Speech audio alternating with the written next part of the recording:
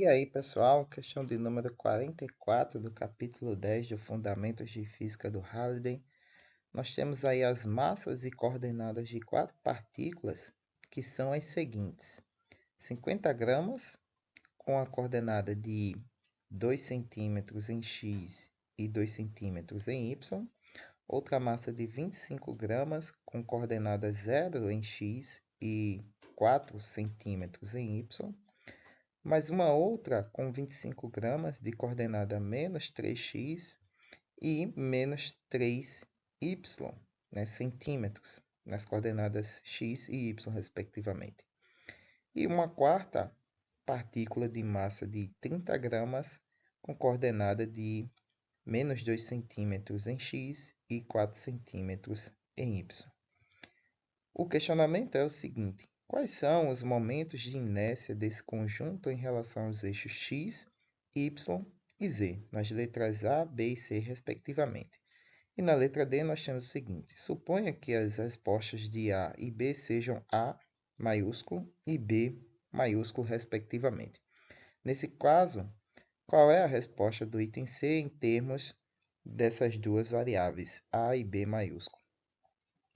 Então, nós temos aí o nosso plano cartesiano, onde mostra as coordenadas x e y e as posições das partículas nas posições devidas dos seus pares ordenados.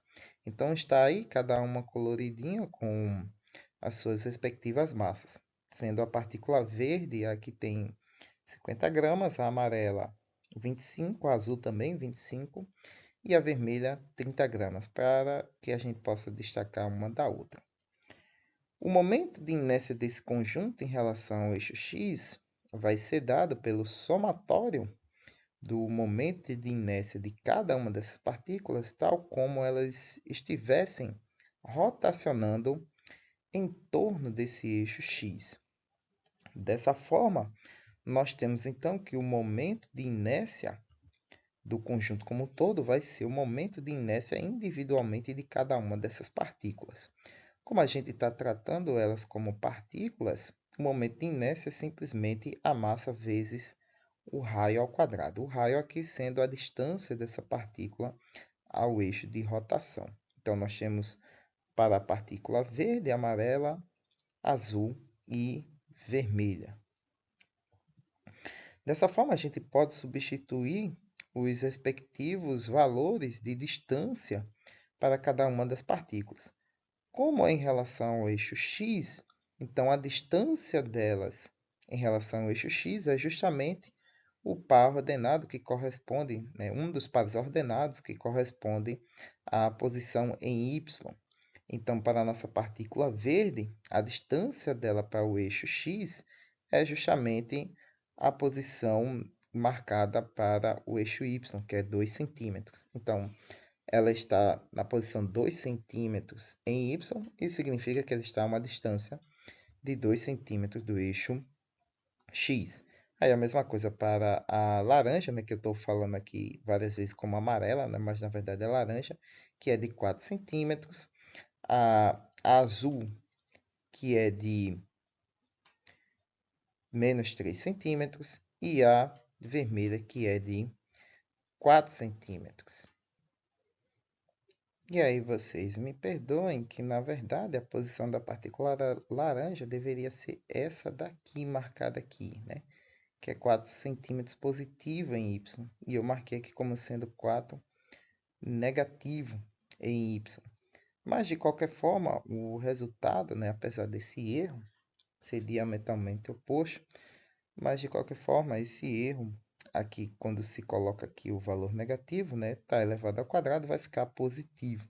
Então, é uma distância equidistante, né, ou seja, é simétrica, né, porque como está rotacionando, né, em algum momento as partículas vão estar nas suas respectivas posições equidistantes, né, para o sentido positivo e negativo, né, já que estão rotacionando em torno do eixo. Então, mas para fins de correção, né, era para a partícula estar nessa posição aqui, a nossa partícula laranja, né, que o seu par ordenado é 0 em x e 4 centímetros em y. Então, era para ser essa posição aqui. Mas no final das contas, quando a gente resolve a expressão, o resultado acaba por sendo, por fim, o mesmo. Mas temos que tomar muito cuidado, que dependendo da situação, isso pode vir a nos trazer um resultado incorreto. Então, nesse caso, o momento de inércia do conjunto é de 1.305 gramas por centímetro quadrado. Na letra B,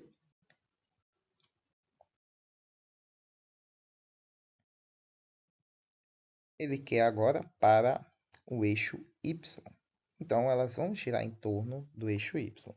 Dessa forma, nós temos então o momento de inércia total, todo aquele procedimento que a gente faz e substitui os valores. Nesse caso agora, é a coordenada x que indica a distância das partículas em relação a y. Então, a nossa partícula verde está a 2 centímetros, a nossa laranja está exatamente sobre o eixo y, então a distância dela é zero, né? E não importa qual seria a posição dela, né? Seria de menos 4y ou 4y, que seria essa aqui. De qualquer forma, ela está sobre o eixo y, então quando a gente usa como referência a coordenada do eixo y, então ela ficaria sobre esse eixo de toda forma, com a distância zero.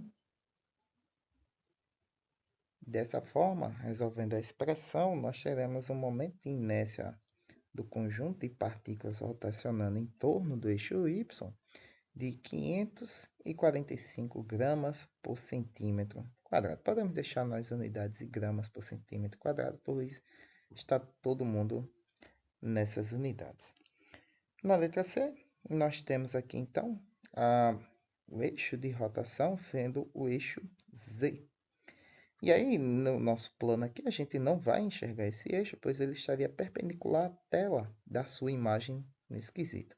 Ou entrando na tela do seu computador, ou celular, ou tablet, ou TV, ou saindo dela, né? Já que o nosso plano XY é justamente o plano da tela do vídeo que vocês estão vendo. O eixo Z estaria perpendicular. Para isso, a gente teria que calcular as distâncias que cada uma das partículas tem do eixo Z. E podemos fazer isso em termos de coordenadas, né? Componentes vetoriais, e usando Pitágoras. Então, está ali o nosso ponto vermelho na origem para marcar o nosso eixo Z. A gente veria como um ponto, como falei, pois ele está perpendicularmente ao plano da sua tela. Dessa forma, a distância ao nosso eixo Z é esse eixo aí para a partícula vermelha, para a partícula verde, azul e para a partícula amarela. Dessa forma, nós podemos aplicar o teorema de Pitágoras, como sendo, né, a distância para o nosso eixo Z sendo a raiz quadrada da soma dos catetos ao quadrado, né, onde os catetos seriam as componentes x e y dados pelos pares ordenados dessas partículas no plano. Dessa forma, então, o nosso momento de inércia total do conjunto seria o somatório desses pares ordenados, dado pelo nosso teorema de Pitágoras, como eu falei. Dessa forma, como é um somatório, nós vamos ter mx² mais my² somatório, né, para cada uma das partículas. Mx² para a partícula verde, azul, vermelha e laranja, e também para y, verde, azul, vermelho e laranja.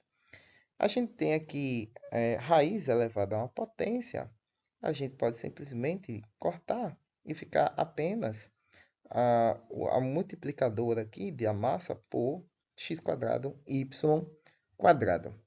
O que vai nos dar o seguinte, o somatório disso aqui, né, vamos ter aqui, multiplicando aqui, fazendo a distributiva das massas, nós vamos ter o somatório de massas para as posições x² e o somatório de massas para as posições my². E se você reparar bem, isso nada mais é do que, para m1x² é justamente o momento de inércia total das partículas no eixo x.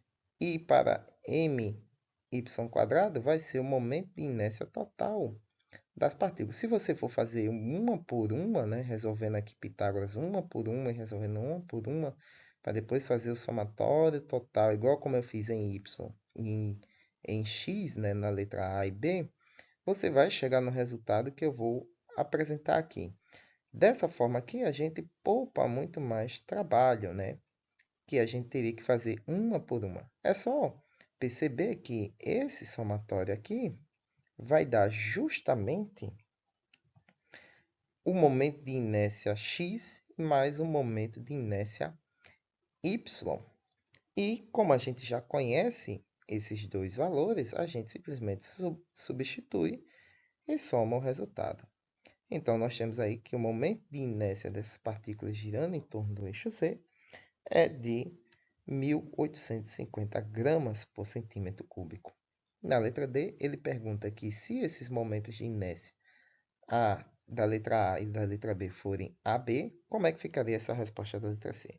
Então, a gente pega esse valor aqui, ó, momento de inércia Z é igual ao momento de inércia X mais Y. Então, o momento de inércia X é simplesmente A e o momento de inércia Y é simplesmente B.